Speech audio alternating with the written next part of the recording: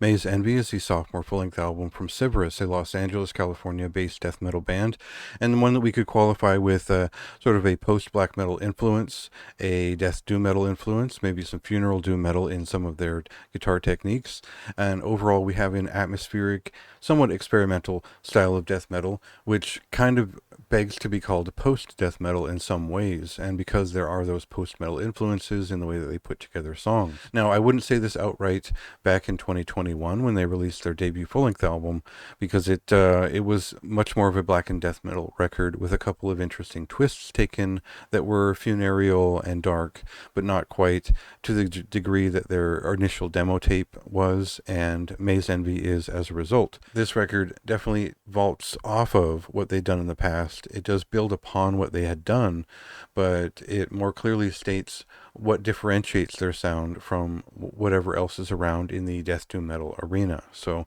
if you're looking for classic traditional death doom metal, you won't really find that here. You'll find a modern form of death metal that has been twisted into form in a bunch of unexpected ways. So we'll cut into just the general sound of the band for one of the songs here, and maybe one of the more straightforward pieces on the record, to get a sense for maybe Civerous at their hottest, at their heaviest.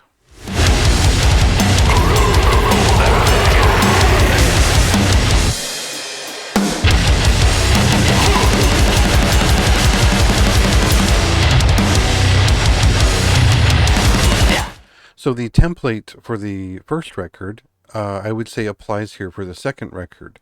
They start out with a couple of more experimental and representative pieces. There's maybe one very substantial piece to start, and then there's a couple of more post-metal leaning or exaggerative pieces to show off what else they can do, and then they finish off the second half of the album with two very big and probably their strongest songs on the record. That repeats here on May's Envy. They've cut down some of their impact. They've gotten rid of some of their they cut the fat, essentially. And what we get here isn't necessarily more riffs, but more atmosphere. And what that means is that this record spends a lot of time transitioning between modes and moments, to the point where it's a little bit hard to follow. And I would say not so much in the sense that, oh, I can't keep track of what's going on, but tonally the mood shifts so often and the style fluctuates often enough to where it's kind of interesting. It's always something unexpected around every corner. And that means if you're not a fan of post-metal and how that could apply to death metal in various ways, it might seem a little bit unsubstantial. There aren't a ton of riffs up front. There's maybe one 8-minute song to kind of kick things off, but we don't really get to the meat of the record until the end, and that's probably where most people will feel more comfortable and start to understand what Civerous is all about, is in their long-form 8 to 9-minute pieces. That is their strength, and I said as much back when their debut released. I think that still applies here. I do think that if you're a fan of a band like Crips, you'll understand some of the rhythmic language of this band in terms of exaggerating movements, and not so much in the incantation-esque sense, but maybe in more of a almost something a little bit more atmospheric, not quite cavern core. But that continues to develop on this record, but that's not what's going to stand out to most people. Most folks are going to appreciate the surrealistic post-metal influences in the way that they move from piece to piece. And that, again, it doesn't really focus on the riffs. So, a song like Levitation Tomb, it's not really my style, but I get how it adds to the overall effect of every song doing something new on this record. The first half of the record generally just shows off what they can do and what they're kind of doing with death metal to contort it in their own ways, and I think that is interesting in and of itself. It is somewhat original. We have heard plenty of post-metal applied to death metal approaches, especially in terms of death doom metal.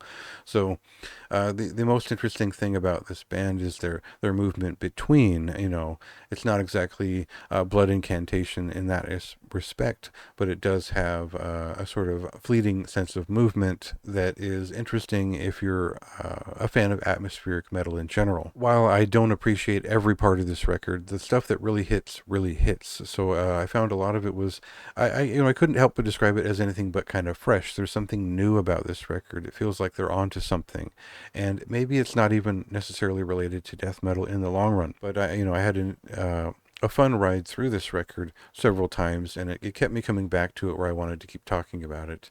So for me, that's a moderately high recommendation. I think that the audiovisual standard is very high for this record. I love the album art. I think the production values are even better than the last record. The lyrical themes and the surrealism of it is always engaging on my part. And I didn't have the strongest connection with this record. I couldn't really read it very well, but that's fine because it's obviously an abstract thing that is moving through what I would consider experimental pathways to try to find themselves and arrive upon something that is unique. This record spoke for itself over time, and so see if it's to your taste. It did take me a couple of rides through to really start to appreciate what they were doing. Otherwise, it comes out this Friday on March 22nd. Go ahead and check it out for yourself and read the review if you'd like more of my thoughts.